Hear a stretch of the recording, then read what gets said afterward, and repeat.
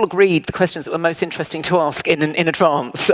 But the question I think after listening to those talks, I'd really like to hear more about, I think it's about this process of asking questions of the public and doing it en masse in the ways that you've talked about doing, and I know, Julie, probably some people who have done Business Model Canvas have as part of that. So I want to just talk a little bit about the finesse and process with which that's done. You are obviously masters, and you've made it sound so very easy. So I'd like to know a little bit more about the craft of that invitation to engage and talk to you. Do you want to start? Yeah, sure. So I would say it's critical, because I think you're right. Probably in 20 minutes we talked in a way that made it sound very easy, and it's not. It is, it's something that you kind of work at and cultivate over time. From our perspective, the open call, I talked about that, but prior to the open call, I didn't talk so much about what happens at that beginning point, and that's really very important in shaping the open call, so shaping the question and shaping the invitation. And that happens through the work with this Leonardo group that I spoke about, but also added into that, we bring in a whole range of citizens, groups, partners for a brainstorming event around the theme before we put the open call out. And that's where we work with the people who are going to be asking the questions, what the questions should be. Yeah. So there's a conversation that happens in advance to help us nail that. And that's one piece. What I would also say, just as another example, is that that's the open call piece and bringing the exhibition together. In the context of when the exhibition goes out on the floor, the conversation is still happening. And we've had within our team trials and deliberated for 3 weeks over the phrasing of a question in a space. And I'll give the example. It was around a show that we did called Fail Better, which was all around failure. And we wanted to ask the audience to tell us about their failures, which is a very difficult thing to do, because if I ask anybody here, tell me about the last time you failed, it's like, oh my God. So it took us 2 weeks, but the question ended up being, tell us about the last time you messed up. I don't know if that translates very well into Swedish, but it kind of freed people up a little bit. So I just give that as an example. But I think it's such a crucial point, because it's an emerging theme of the day, isn't it? And yesterday as well. But how important, the questions are important, but getting the right question. So actually process around involved with that. Yeah, absolutely, it's interesting. Can I add to that? We do something very similar in terms of that, preparing the question in advance. And in that session where we bring together people from across the whole organisation, one of the things we want to explore there is what they think, what people on the inside think that audiences and community groups are going to say. What kind of relationship do they think they want, and what kind of words do they want to hear them say about the organisation? Because then when we go out and actually talk to communities and capture their stories, and often take their photos and hear the stories from those people, if it's the same, great, we're heading in the right direction. But if it's different, then it really resonates when it comes back into the organisation. They can see just how disparate their internal views are as opposed to the different groups. And that can then open up that dialogue about, okay, well, how much do we want to shift in order to become relevant to those particular groups, and where do we not? And coming back to the vision, where do we want to adapt? I can just add, I shared a bit about the prototyping work and the way in which it's an open call, and we do a lot of incubation in the community in order to support different kinds of people contributing their ideas. But I think one thing that might be interesting is thinking about how the culture of prototyping or experimentation can work inside of an institution. And I'm a big believer that you have to be what you are saying that you are and want to be out in the world. You have to be that inside of your institution, which I think Lynn also mentioned when asking about what's the culture in your organization. And I have been with my organization for 3 years, and during that 3-year time period, we've changed the mission and vision. And I feel like it starts with purpose. And then it starts with experimentation, especially if you feel like you are making a change that could cause nervousness, anxiety. And one example of that is so simple is when I first came to YBCA, prior to that, whenever I'd visited my predecessors, I was always told to come through the loading dock. Heavy security, back door, winding through, where all of the stuff happens. Meanwhile, we have a really gorgeous grand lobby that is naturally light-filled and just spectacular. The doors are locked, or had been locked, unless our galleries are open. And I asked the question, why do we all use the back door? Why are our doors locked? Why is our lobby not available to the public? And the answer was, well, the galleries aren't open. And I said, that's not the question. The question is, why are we not a community center? Why are we, the beautiful people of this organization, not activating our space? And so a simple experiment was to open the doors at 8 o'clock in the morning, close them at 8 o'clock at night, and mandate that the entire staff use those doors. And what that did is it not only activated the lobby, but it led to a whole series of changes. It socialized a kind of change for people that they wouldn't have been ready for if we jumped past that first experiment. I think there's two really interesting things in there about experiment. Well, the whole theme of experimentation was shot through with what all of you were talking about, actually. But I think you've picked up on two really interesting things. One is this idea about consultation, that if you're involving lots of people, the idea of the prototype, and of course that we're borrowing that from the idea of sort of agile development. And of course, this is a great way of engaging people in a conversation about what they can't yet imagine. I think certainly with lots of the organisations we work with, there's still a nervousness, particularly among creative directors, about asking audiences too much about what those experiences should be, because there's a worry that actually you're going to get a lowest common denominator outcome and so on. But I think and actually what happens when you really ask people is, if you just ask them that bold question, if you ask the wrong question, well, what do you want? They go, I don't know, surprise me, kind of thing. So we know. So this notion of the sort of mediated question. So the prototypes play a really important role in there, because actually that gives us something to have those conversations around. I think is a really interesting. I mean, you talked about it brilliantly there. But I think the other point is that you've treated these things. You haven't just had a go. There's a difference between having a go and making an experiment. I mean, this is you put it out as you mentioned this earlier on. You put it out there as a test, because it can change. So it's sort of much less threatening as a way of taking people with you. It's a leadership behavior, essentially. Right, and I think, in the case of the Prototyping Festival, because we are not just playing. This is not just, wouldn't this be fun, we can do this once a year, which I do think is a good idea, by the way, but it's a different idea than changing the culture of planning. It's a different idea than saying that citizens should be engaged in what's happening in their cities.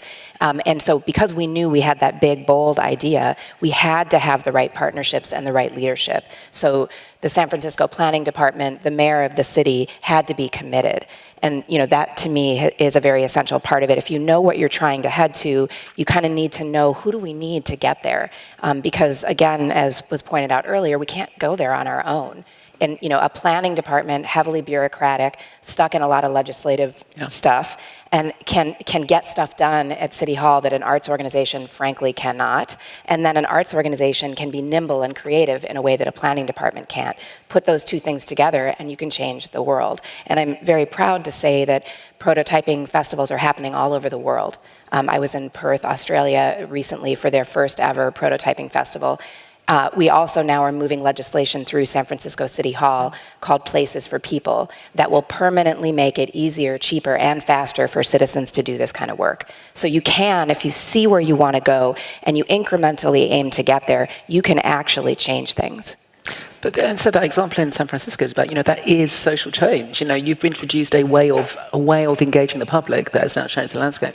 But I think also, Lynn, you talked about hacker culture as part of one of your things was on your list. So what does that mean for you? What's essential about hacker culture in the way the Science Museum, Science Gallery, beg your pardon? Well, I suppose there's an element of hacker culture which is doing it together as well, which particularly resonates with me, and in terms of the approach of that kind of doing it together, the approach of and really the prototype piece. I mean, that's the bit that speaks to me the most about that kind of hacker culture.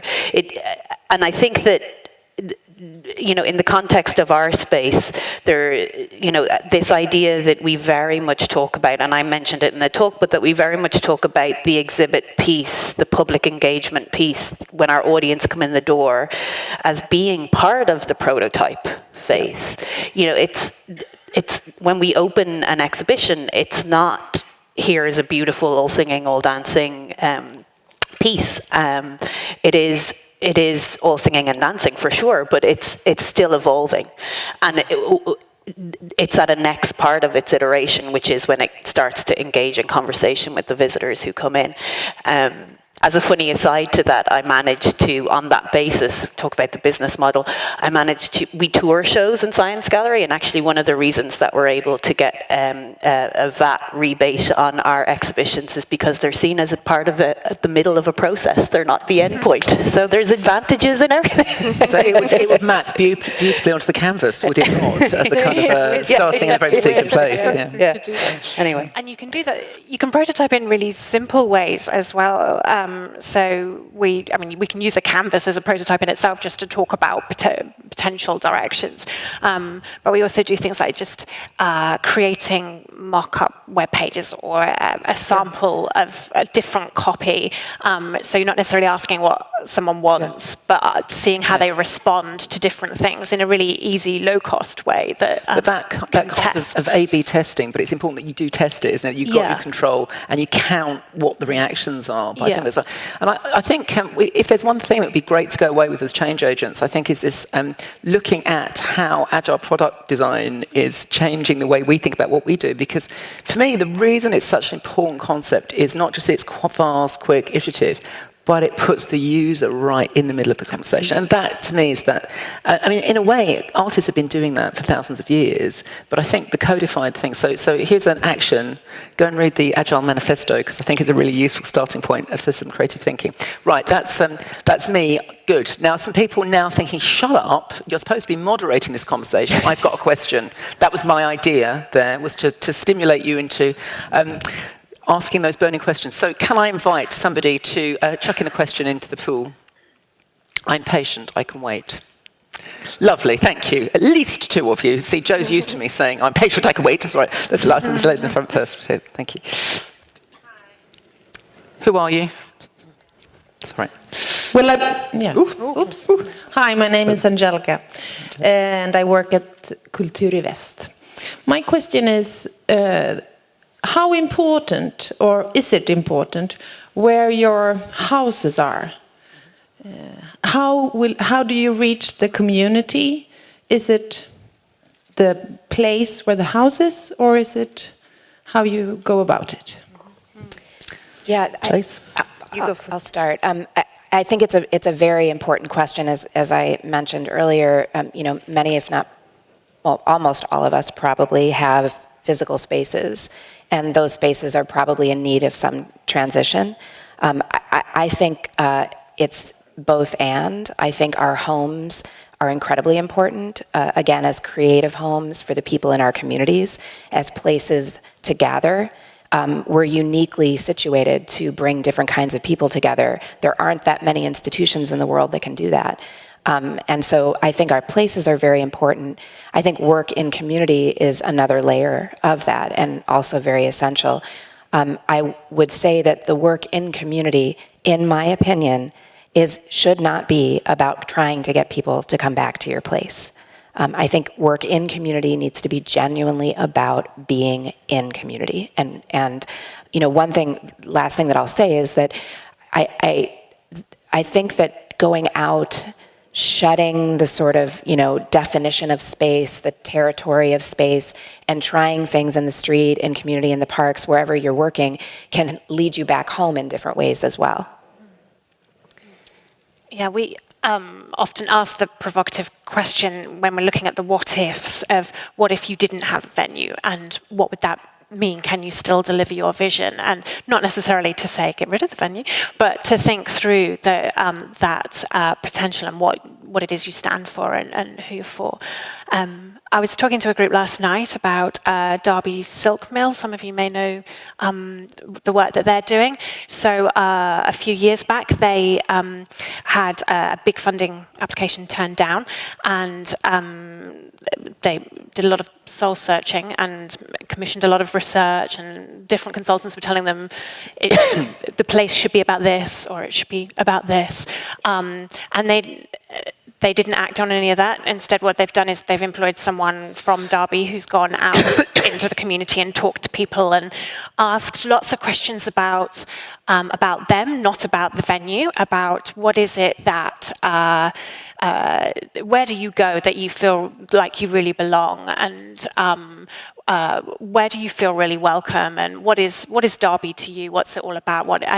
And then they started to explore what could their home be and how could it be relevant to those communities. And they heard thousands of different views on that, and they were varied and very ambitious in some cases. But the common thread that seemed to be running through it was that Derby was a place of makers, of people who'd made things. So they made the Rolls Royce, and they made high-speed trains, and now computer games. And so they've taken that theme and linked that back to the fact that as a museum, they had wonderful collections of stories to tell about the things that were made there in the past.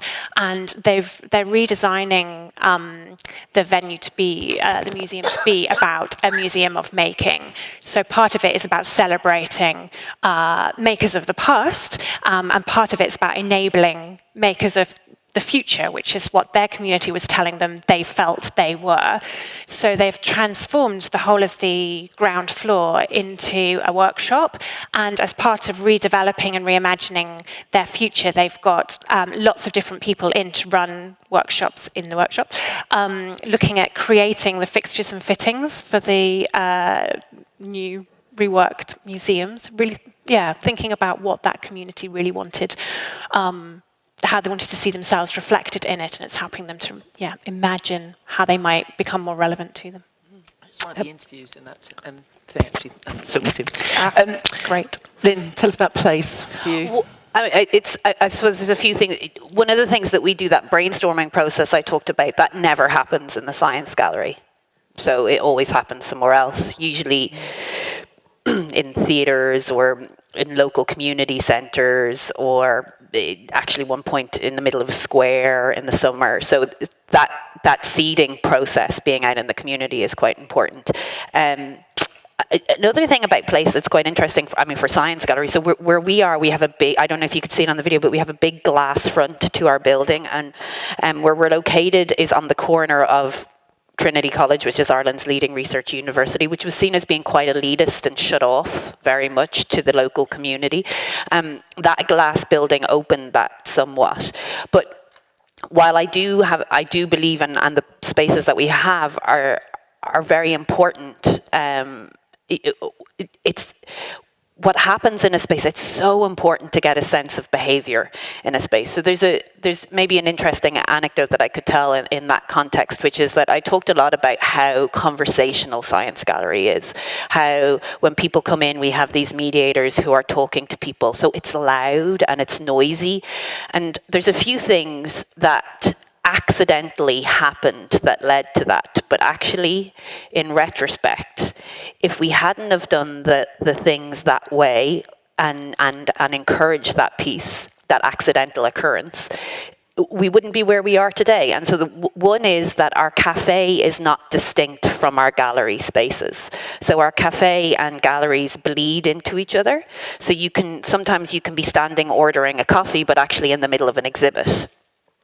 So that's quite important, I feel, in terms of that kind of interaction. Also, our gallery spaces bleed into our hallways. So people are walking to other places, but also walking through the gallery spaces. So why do I say all this? Because it means that nowhere is quiet and reflective, which can be, frankly, a bit of a bloody nightmare sometimes when you're trying to put an exhibition on.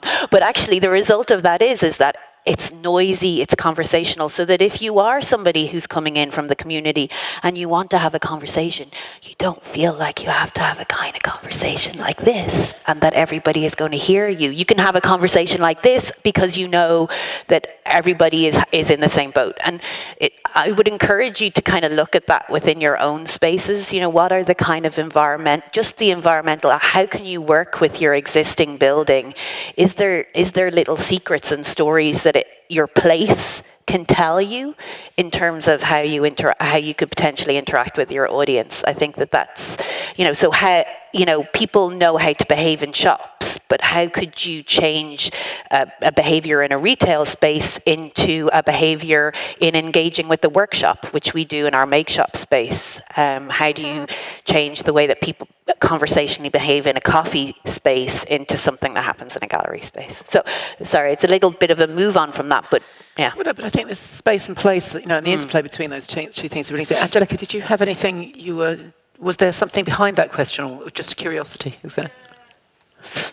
Yeah, I would say it's because when I looked at the pictures, I was thinking that your organization was placed in the center somewhere, where people are passing by, maybe. And I was wondering what type of people. Is it the college students, or who is?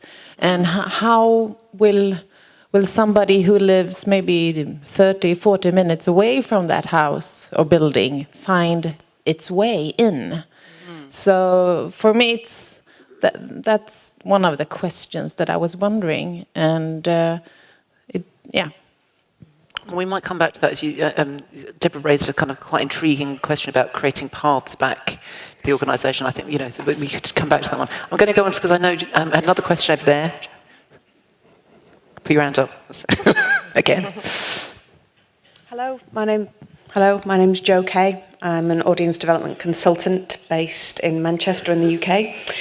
I wanted to ask the speakers to share, as fearless leaders, failures that you've learned from. The learning opportunities that you've had recently, yes. Thank you. How have you failed better recently? There you go. I'm trying to think. There's a whole bunch, which is... What's your favourite? Your most... What did we fail at recently that was really good? Well, I have one that's just fresh in my mind, so it's just come up, so I can tell you about that one if you like. So our current show is Design and Violence, which is one of our shows a year is slightly different from the open call model, and that's just because the open call model is quite intensive. So this is Design and Violence was developed with MoMA in New York, who had developed it as an online experiment, and it was published as a series of works online with Paola Antonelli, the senior creator of design there.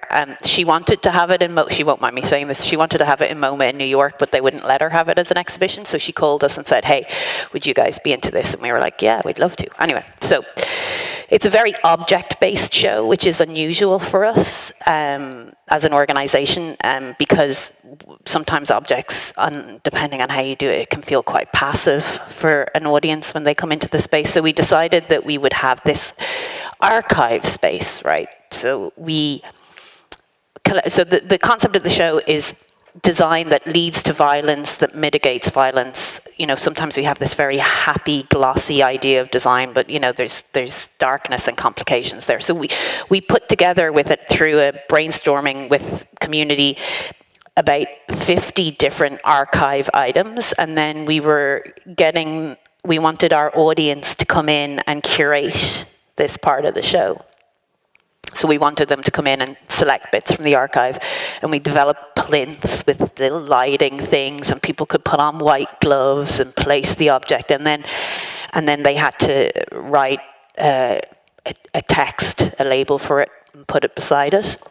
And it was a bit of a big old dirty fail in the first week. And what happened was, we weren't sure about it because it's the first time we did it. People came in and they just weren't putting the things on the plinth. and they just kept looking at things in the archive. They'd all stand and just look at it. And our mediators were approaching them and saying, hey, you know, do you want to pick a piece and then write a thing and put it on the... And they're like, no, I'm totally happy. So we were like, shit. So we sat in the background and watched people a little bit. And so we basically started playing around with it. We took everything out of the shiny archive boxes and put it into boxes on the floor. We took away the very nicely printed signs that said what the thing was, and we wrote it like in handwriting on a tag so I wrote, for example, I had picked one which was a Dignitas brochure. So I had picked that as one of the pieces in the show. So I just wrote a tag about why I had picked it and why it was particularly interesting to me and in very everyday language. And so that began to shift people a bit more. We started to get a little bit more involvement. And then, so I could go on, but basically we failed. And the reason that we failed was we put too many barriers in place for the engagement for the audience. There was too many things that they had to do. There was too much of it was saying that this was a traditional piece. So we just had to go right back to the very beginning and reiterate it again and again. I would say it's still not working perfectly, and we're about 3.5 weeks into the show, but it's been getting better. I'm going to go back and they'll probably tell me we've just got rid of it completely, Lynn. But so that's my recent failure. If that's enlightening at all, I don't know. Adapt. Yeah, great. Shall I go next?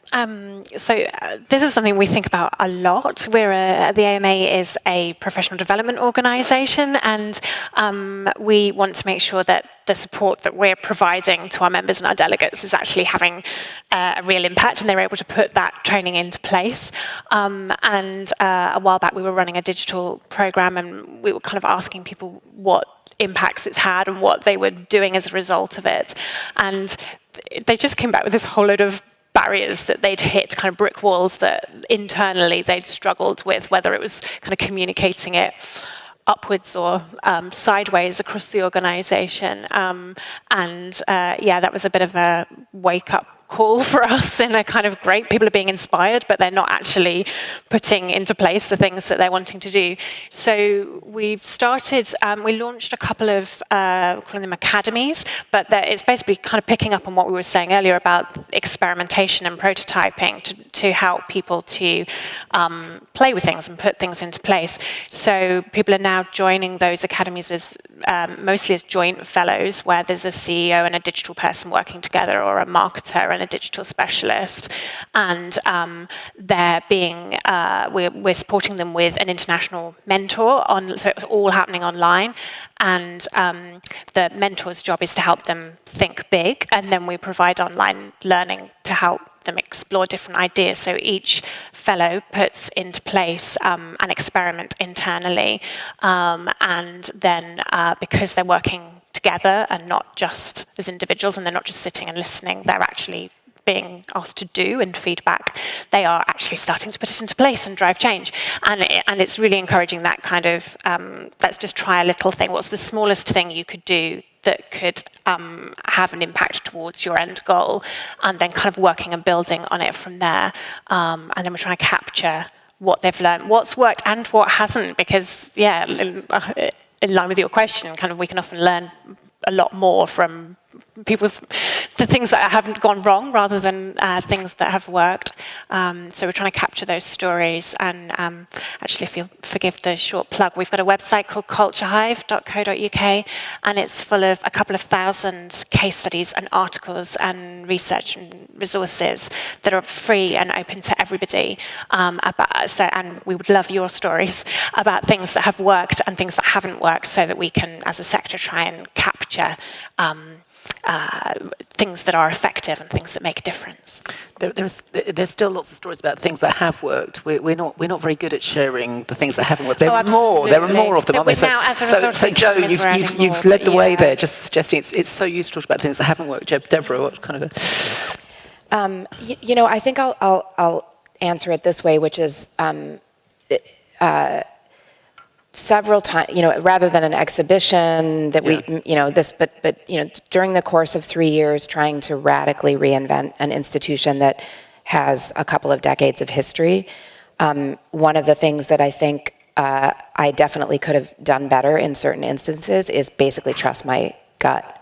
And in particular, I'm thinking about people, because this work is about people. It's about the teams that we build and that we work with. And we were just talking earlier, I have a colleague, Chief of Civic Engagement at YBCA, who his name is Jonathan Moscone, and for those of you that know the history of San Francisco, he's the son of the mayor who was assassinated when Harvey Milk was assassinated. And he always tells me, count your votes. It's the swing that you're interested in, but there are people who will never vote for you. And, you know, I think I repeatedly will take too much time trying to convince someone who is not going to be convinced. And, you know, another stage friend of mine said to me, you will never regret letting someone go or parting ways. You will always regret how long it takes you. And that actually takes us on to an important point. In fact, one of the questions Julie asked me to say, that was an interesting question, it's about how we, as change makers, in introducing change, how do we address those challenges of taking people with us? So you started us off there with the most critical. There are some people you can't take with you. I don't know if that's I'm coming back to you all. Just be warned. I want to see some hands soon. But meanwhile, is there any reflections on being the change maker, shaking things up? What do we do to take people with us up to the side, outside, inside, and so on? What are the critical? I mean, I can jump in. People will tell me a lot that my organization is really radically different than it was when I started, which it's hard to see that when you're in the inside of it. It's hard to see it when you see where it is and you think it's the right place for it to be. But I can quickly say that there was a trajectory. There are a set of things that in my mind needed to go in order, and you know, I'm sure that this could be adapted and applied, and it starts with purpose, mission and vision. Then it goes to a kind of restructure, a re-clarifying for the people in the organization in terms of what their jobs are, and making sure that that team is right. For us, it then moved to brand, and we launched a pretty widely regarded brand campaign. You saw a little bit of it, Center for the Art of Doing Something About It. We have signs and on buses and billboards all over the city that say all kinds of things about being the center for. So Center for the Art of Igniting that part of your brain that inspires empathy. Center for the Art of Doing Something About It. You know, you get the picture.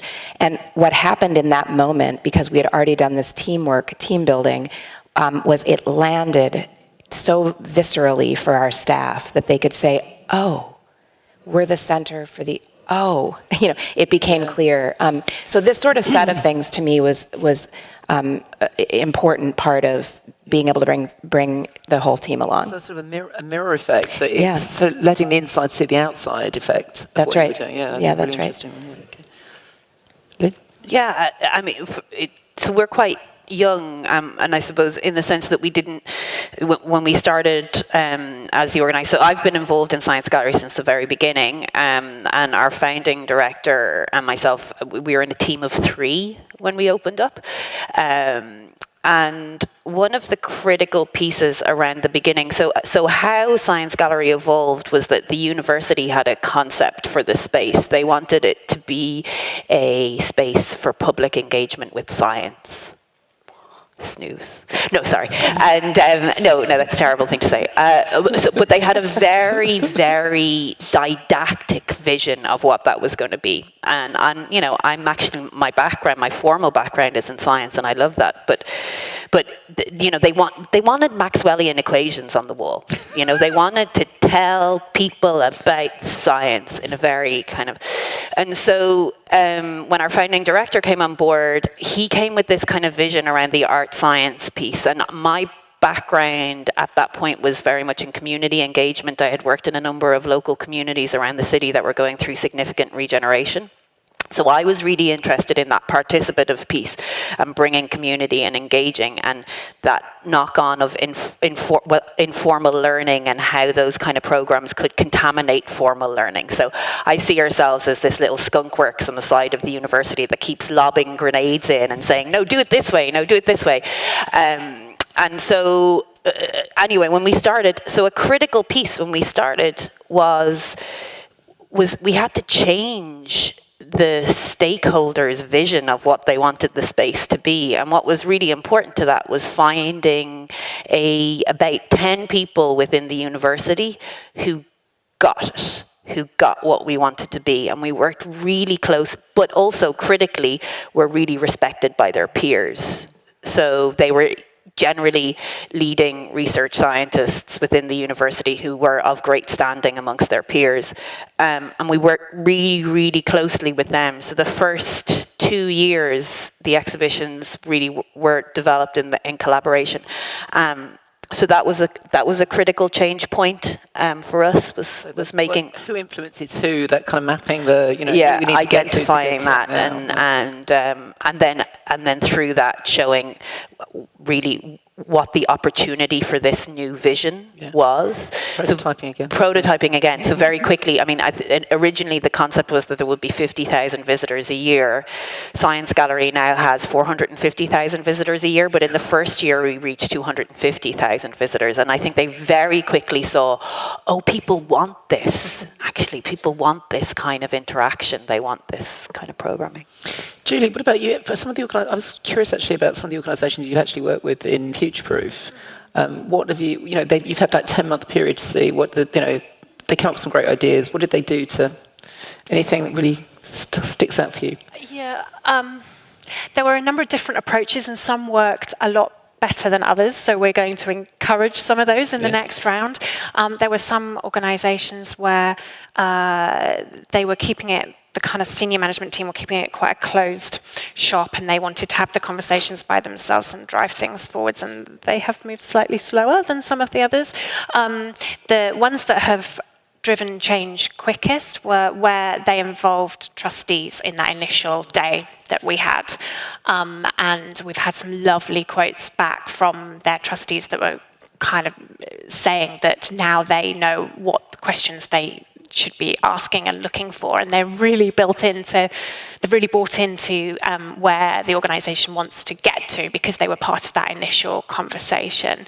So we're going to encourage a lot more of that early on. And there are others that have been kind of looking at creating little habits internally, which has also proven really successful. So where they wanted to change culture internally, and often the people they talked to they kind of knew they needed to make those changes, and they were sort of on board with it. They didn't know how to start, so they were just doing like little things, like conversations that they would have once at the start of each week that were just about thinking externally, for example. So asking, what do we want to find out from someone in our community this week? And it just was getting people to think less about them and more about us. Then reinforcing those over and over again. That's quite, that idea of habit is really, really interesting. Where habits are quite an important part of culture change, aren't they? Because it's something that something done once doesn't bring about culture change. It's quite an interesting idea. Now I know that I've got 2 hands over here, at least. I think, and 3, good. We're not asking any more questions by ourselves now. So Ingrid, could I think you were first, just about off the mark. Ingrid Handland from Audiences Norway.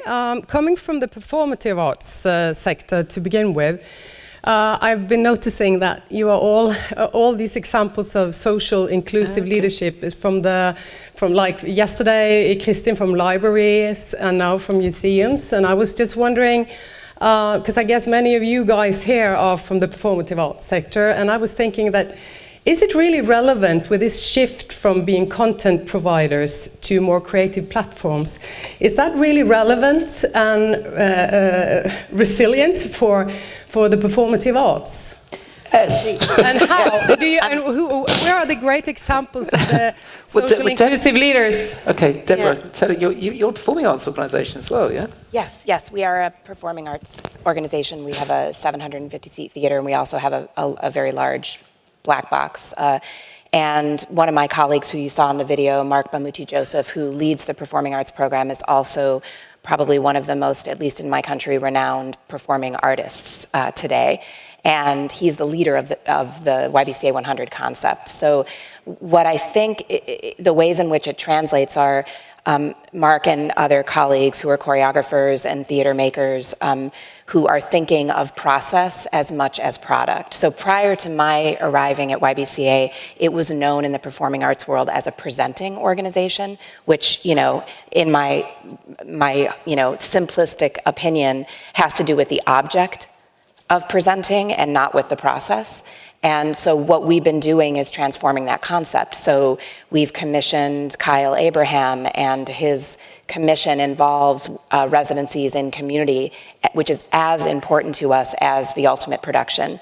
We're working with Bill T. Jones. We've worked with him a couple of times over the past 2 years. Similarly, he's spending a lot of time with our YBCA fellows, as well as creating a new piece of dance. And so I think it's about thinking about the role of participant, not just audience, and the idea of not just passive witness, but active participation in the questions that the artist is pursuing in the work. It's very helpful. I might just a very quick one on that, just in terms of, it's not an example from Science Gallery, but I recently was hearing Diane Paulus speak from American Rep Theatre in the US, and they have a really interesting thing that they do called Act 2. And Act 2 is effectively where the whole building, the whole theatre, so they have 2 theatres that they work with, but the whole theatre, so the audience stay and they engage in a conversation around the work, and that piece is built into the development. And so the way, the critical piece that she talked about was the fact that it was called Act 2, and how that was really a change maker in that kind of consultation. So that it wasn't seen as an add-on or an addition, but it was actually a fundamental piece of the performance, but just that the Act 2 was with the audience. Yeah, and I think it's worth looking into. Right, and I think that's sort of some of you here have heard me talk before about Scratch performance, which really was evolved by Battersea Arts Centre quite a long time ago. And that, you know, Scratch now it just, so this is the idea of trying performances out in quite essentially an agile product design method applied to performing arts, but actually that now informs the way the whole organisation operates. So I think there are amazing examples out there, but it's a good question to ask though, in case we didn't get the balance quite right. Thanks, Ingrid. Guy behind you, sorry, yes, quick, bring that microwave, speak it to the microwave. It's obviously lunchtime, okay, so, yeah. Maybe I have a more abstract question. Right, but can you tell us who you are? You're not abstract. My name is Wouter. I did a presentation yesterday. Thank you, yes. I'm a theater critic. We have a magazine, and then there's this activist movement, Hart boven Hart. A more abstract question. I become very enthusiastic of your story and of the whole conference. I also believe in community-driven projects, but there's always a flickering light in my head. Because many of the principles of the community-driven idea do not differ so far from other tendencies which we see in our society today, like consumerism, the big society, participation, DIY, the state who likes us very much to do it ourselves, and this whole idea of that the wisdom is in the community. Yeah, my question is, I think, is there a kind of critical border between